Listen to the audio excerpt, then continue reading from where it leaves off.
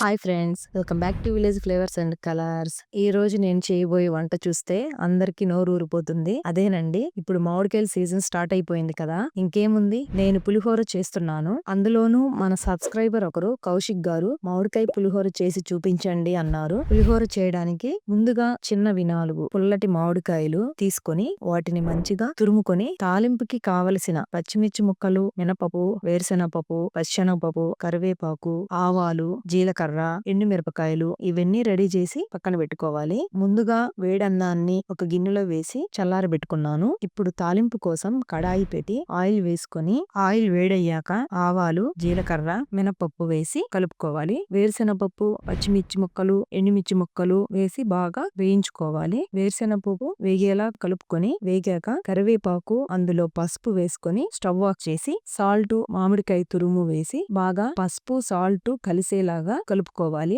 ముందుగా చల్లారబెట్టుకున్న అన్నంలో వేసి బాగా కలుపుకోవాలి. అన్నం మొత్తం కలిసేలా కలుపుకొని ఫైనల్ గా కొత్తిమీర వేసి కలుపుకోవాలి. మీరు ట్రై చేయండి, ఎలా ఉందో కామెంట్ చేయండి. మన ఛానల్ ని సబ్స్క్రైబ్ చేసుకోవడం మర్చిపోకండి. మరెన్నో వంటలతో మళ్ళీ కలుపుతాం. బాయ్, మరి ఉంటానండి.